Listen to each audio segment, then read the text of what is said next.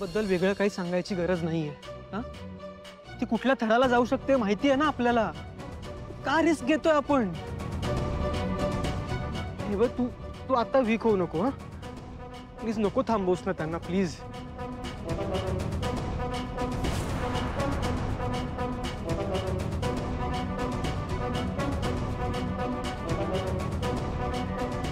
प्रीतम, परितोष हा फक्त दामिनीचा भाचा आहे म्हणून मी त्याला नाही थांबवत आहे.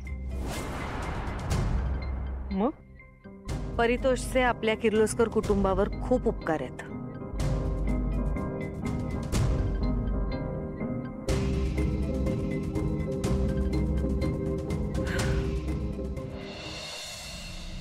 काका, तशा बिझनेस आयडियाज खूप आहेत माझ्याकडे, पण त्या वर्कआउट होण्यासाठी ना चांगल्या मार्गदर्शनाची गरज आहे. आणि किर्लोस्करांपेक्षा जास्त चांगलं मार्गदर्शन कोण करू शकतं? काका, एक विचारू? विचार ना. मी शिकण्यासाठी तुमच्या कंपनीमध्ये एम्प्लॉई म्हणून जॉईन झालो तर चालेल? अरे क्या बात आहे. तुझ्यासारखा हुशार मुलगा जर कंपनी जॉईन करत असेल ना, आम्हाला आनंदच होईल ना. थँक्यू काका.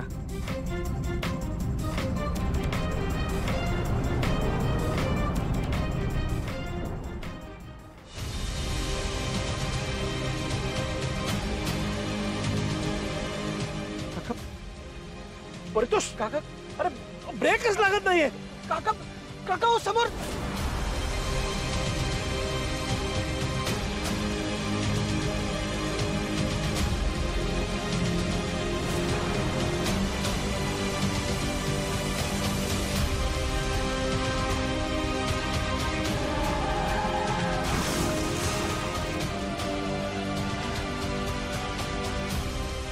परितोष, आणि त्या ऍक्सिडेंटमध्ये परितोषच्या डोक्याला मार लागला.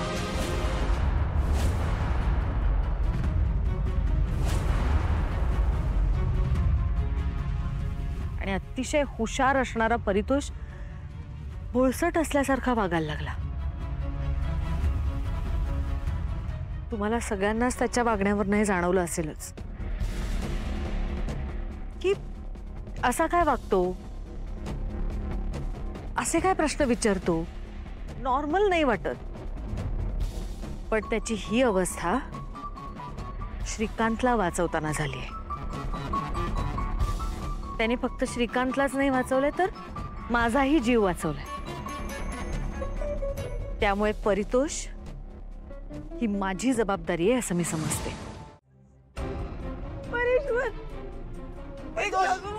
परितोष, परितोष, उठ.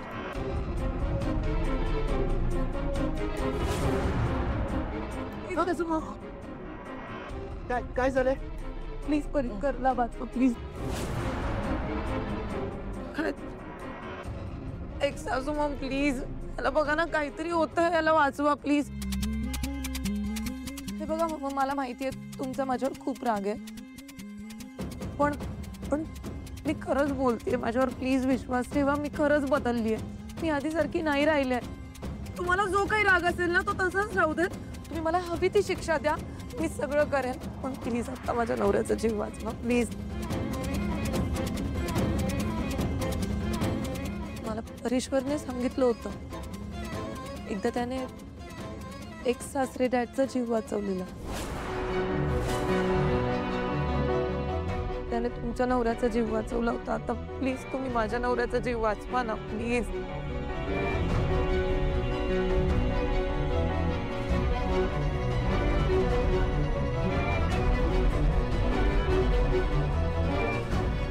ठीक आहे, परितोषला घरात घेऊन या. परेश्वर,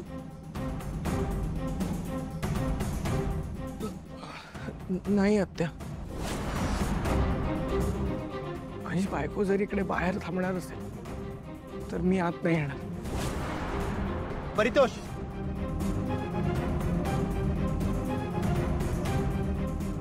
तुम्ही जर तिला घरात घेणार असाल तरच मी आत येईन, नाही तर मी इथे मेलो तरी चालेल. परेश्वर, हे बघा असं काहीतरी नका बोलू प्लीज. ठीक आहे, परितोष आणि त्याच्या बायकोला सुद्धा घरात घेऊन चला.